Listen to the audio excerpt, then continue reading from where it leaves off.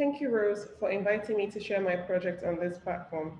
Made Culture is a social development and project management consultancy based in Lagos, Nigeria. Our tagline says, powered by people to unlock context driven strategies that can change the world. And today I want to share a project that speaks to this tagline.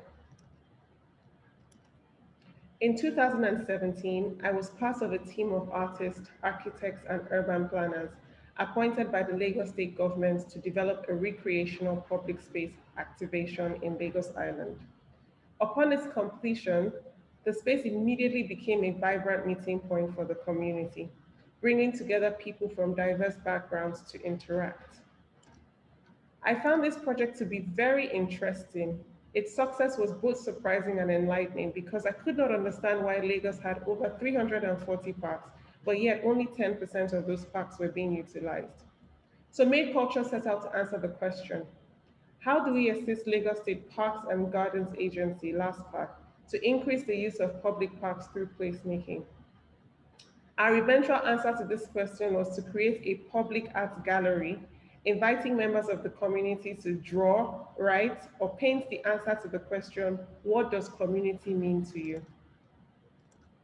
We called the project Meet at the Square, which was inspired by the traditional African village square setting, which by day is a place for commerce and trade, and by night becomes a nexus for entertainment and socialization. But creating a public space art installation is not the most important part of this presentation. The most important part is why we chose to make a public art gallery, and this was because of the community. By listening to their understanding of public space, their needs and their wants, and how it intertwined with their day-to-day life, we were able to come up with a research project that will inform state policy on placemaking. So to answer this question, let's take a step back and find out how we got here.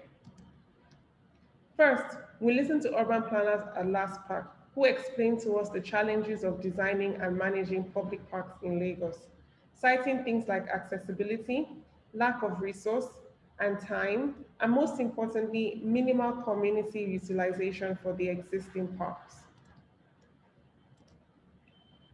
We took this information to the community, trying to get a sense of their understanding of public parks, how they use them, and what they would like to see in them.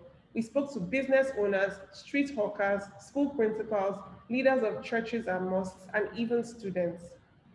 What we kept hearing was that people saw public spaces in Lagos as more functional spaces for formal and informal events like weddings, parties, and town hall meetings, as opposed to open spaces for the community to interact. But interestingly, there was an aspiration for engagement and interactive activities within these public spaces. So we set out to find out what will happen if we created a public space activation in a location that is familiar to the community, infusing a few ideas from what we've learned from the community and observing how they engage with the space. Our findings will be used to inform LASPAC urban planners on how to optimize their public spaces. The location was Campus Square, which is at the center of Lagos Island East, a business and residential part of the community. In our search for answers, we chose to wander around the community and observe what people did at leisure. And we realized that all around the community were pockets of activities that brought people together. Chief among these were the ones centered around play and playfulness. Things like playing games, watching films, drama, dancing, etc. We realized that we needed to bring all these elements into our public space activation. The idea was to design a space that would be functional and inspire all ages. Creating a gallery space was natural for children and a playground for adults. Key to our intervention was the discovery that an invitation and permission to attend was essential courtesy to gain the community's involvement.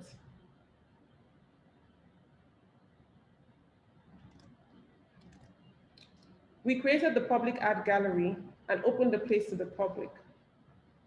Our intention was to observe how the community will behave by adding and extracting various elements like music, shade from the sun, sitting, and games. Over 3 days, we observed the community to learn from them and understand how they'll behave within the space. We created a space for the community for them to come together, interact, and play. At the same time, using our learnings, we provided a toolkit for placemaking, which we shared with LastPack. So, like I said, the most important part of this project was not creating a public art gallery, but what led us there, and that was our stakeholders. Because we listened to their challenges and their needs, we were able to use human centered design to work with the relevant stakeholders to create the impact and change that we were looking for. We did not create for them, but with them. We focused on three things: empathy, iteration, and interdiscipline.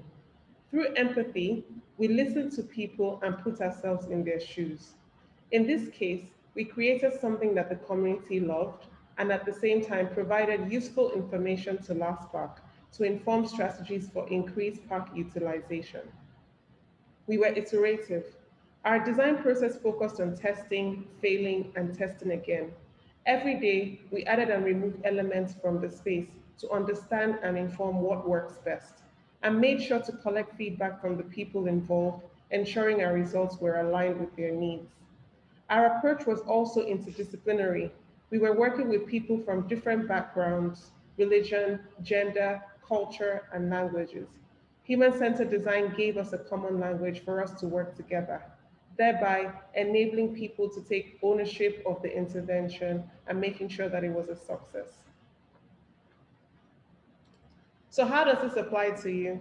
Human centered design is quite dynamic. It's not only used for projects like ours, but can also be used to design products, spaces, systems, and services. It drives social innovation and impact, even in areas like healthcare. My presentation is important because everyone here today is looking to solve a problem, whether big or small. And problems involve people. With people, you can't forget their emotional insights and context.